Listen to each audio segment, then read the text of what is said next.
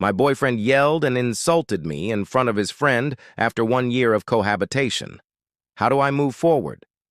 The morning started like any other. The sun came up and its light sneaked into our apartment, making everything look warm and cozy. Stayed in bed a little longer, enjoying the quiet. Alex, my boyfriend, and I had been living together for a bit more than a year. Alex and I met back in college, and it didn't take long for us to start dating. He was fun, always making me laugh, and really sure of himself, which I liked.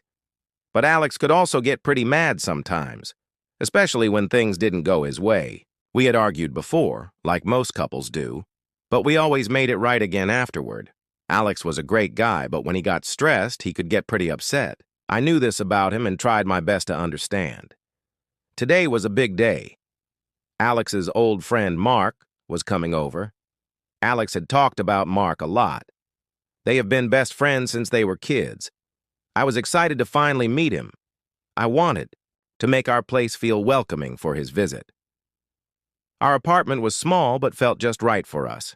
We had pictures of our trips and fun times hanging up, making it feel like home. I was hoping Mark would feel comfortable here too. I spent the morning getting everything ready. I cooked and cleaned, hoping to make a good impression. But I noticed Alex was acting a bit off. He was quiet and didn't seem like himself. I thought maybe he was just nervous about seeing Mark again after so long.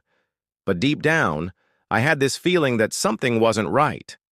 I tried to ignore it, focusing on getting things ready, not knowing that the day was going to bring a lot more than just a friendly visit. It was going to be a day that would really test me and Alex in ways I never expected.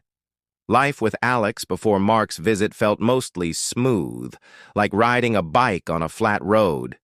Sure, there were bumps now and then, mostly because Alex could get really heated up over small stuff.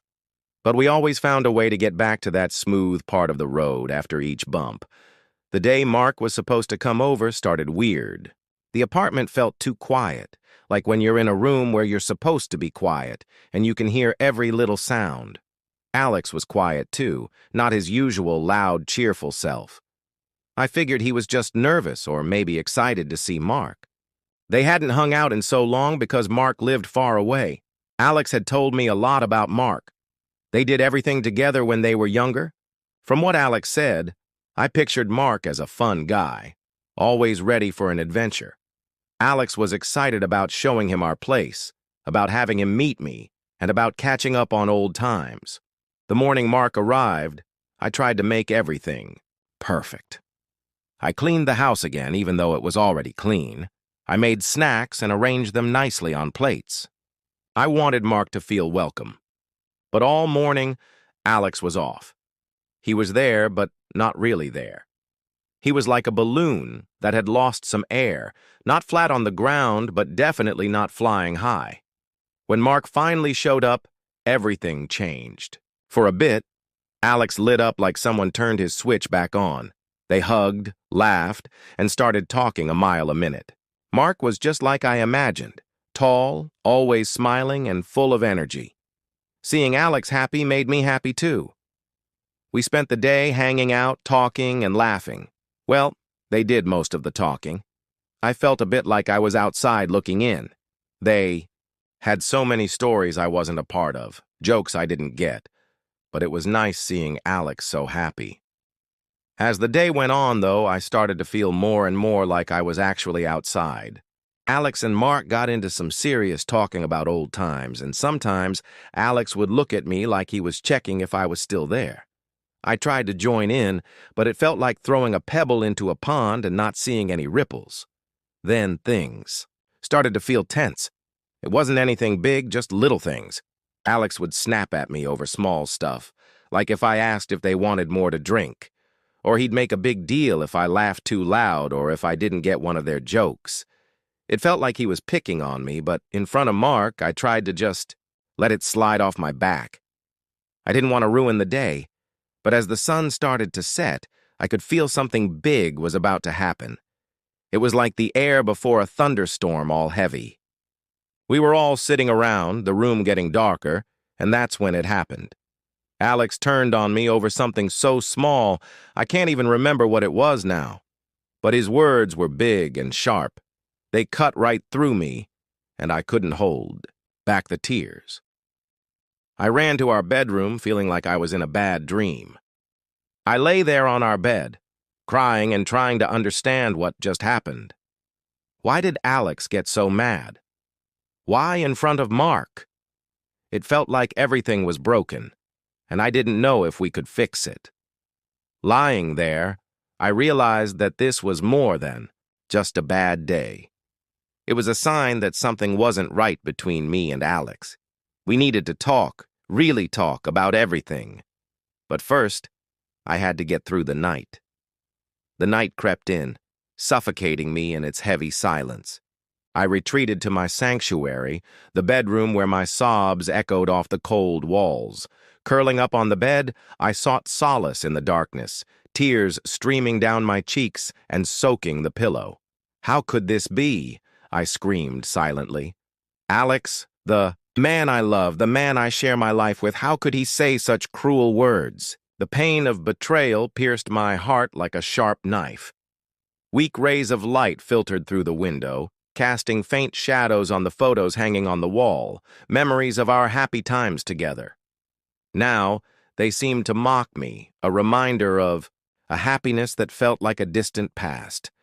The warmth, the laughter, the gentle hugs, all of it vanished, leaving behind an endless void. The small bedroom, once our safe haven, felt suffocating and alien. Throughout the night, I tossed and turned, my mind racing with thoughts of Alex's words. Why was he so angry? What did I do wrong? The more I thought, the more trapped I felt. Sleep evaded me, leaving me only with haunting questions and a dull ache in my heart. The next morning, I left the bedroom.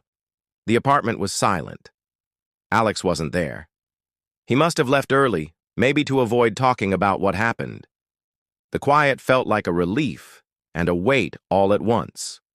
I made myself some tea, the warm mug in my hands a small comfort. I sat at our little kitchen table staring out the window, lost in thought. I replayed the incident over and over in my head, trying to make sense of it. How did we get here? How did a simple day turn into a night that felt like it might change? Everything? The questions kept coming, but the answers were nowhere to be found. As the day went on, I kept busy, cleaning up the apartment, trying to clear away the reminders of last night. But it was more than just the physical mess. There was an emotional mess to deal with, too. I knew we couldn't just ignore what happened. We needed to talk, really talk, about everything.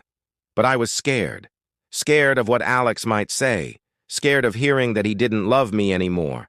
Scared of finding out that our relationship was broken beyond repair. When Alex finally came home, it was late. The tension between us was like a wall, thick and unbreakable. We barely looked at each other. Dinner was a silent affair, both of us lost in our own thoughts. The silence was loud, filled with all the things we weren't saying. After dinner, I couldn't take the silence anymore. I needed to know where we stood. Alex, we need to talk. He looked up, his eyes dry. What do you want to talk about? About last night, I said, my voice trembling. Why did you say those things to me? What did I do to disappoint you? Alex avoided my gaze. You kept interrupting our conversation. You weren't really interested in what Mark was saying. That's not true, I retorted. I was trying to participate, but you made me feel like I didn't belong. Tears welled up in my eyes again. Seeing this, Alex sighed. He fumbled. I know I behaved terribly. There's no excuse for the way I treated you. Finally, he acknowledged his mistake. A small glimmer of hope flickered in my heart. But why? I asked. Why were you so angry? There was a long pause. Finally, Alex spoke. I was just stressed out about work, and Mark's visit made things more complicated. Alex's confession took me aback. Stress, I repeated. Why didn't you tell me? I didn't want to worry you. he replied softly. A mix of sadness and disappointment washed over me. We had been living together for over a year, and yet Alex didn't feel comfortable sharing his problems with me. A sad and disappointed feeling filled me up, like a bad drink that left a yucky taste. We laughed so hard our sides hurt, cried on each other's shoulders during tough times, and built a future together piece by piece. But here, at the kitchen table, the place where we'd had so many meals and shared secrets, there was a stranger sitting across from me. It hit me like someone punched me. Alex, the man I thought I knew, the one I told all my deepest secrets to, kept his troubles hidden away, like a locked box I couldn't open. The key wasn't trust, because we trusted each other after all we'd been through. No, it was something else that was missing. He didn't feel okay being open with me, letting down his guard and showing me the worries that bothered him. Did he think I wouldn't understand? Did he doubt I could be his rock, his best friend, the one person who would always be there? That thought hurt even more. Here we were, supposed to be a team, facing the world together. But he was fighting his battles all alone. This wasn't just about the fight, it was about the whole thing we had together. We were supposed to be partners, not roommates who lived together comfortably, but didn't really talk. The silence now felt loud, a constant reminder of the space that had grown between us. Tears welled up in my eyes, making it hard to see Alex across the table. This couldn't be the end. Taking a deep breath, I scooted my chair back a little. "Alex," I started, my voice shaky but strong. "We need to talk more. Not just about the fight, but about everything. I want to know what's going on with you, and I want you to know you're not alone in this. You don't have to carry this all by yourself." Looking back on everything that happened, it feels like we've walked through a storm and come out on the other side, a bit worn but also stronger. That night, when Alex's words felt like knives and my tears wouldn't stop, I couldn't see a way forward. But now I see it as a turning point, a harsh lesson that taught us so much about love, about each other, and about ourselves. I learned that love isn't just about the good times. It's also about standing together when the sky falls down, about holding hands in the dark and finding our way back to each other. It's about speaking up when we're hurt and listening, really listening when the other person is hurting too. We've learned to communicate better, to not let small things build up into big problems. We've learned that it's okay to be vulnerable, to show our true selves, because that's when we truly connect and heal. This experience has shown me the depth of our love. It's not fragile, but resilient, capable of weathering storms and emerging stronger. I'm grateful for Alex, for his willingness to change and grow with me. Our journey hasn't been easy, but it's ours, and I wouldn't change it. As we move forward, I carry with me the lessons of that night. They remind me of what we've overcome and what we can achieve together. Our love is a living, breathing thing that grows and changes with us, and I'm excited to see where it takes us next. Will he continue to hold my hand? Only time would tell.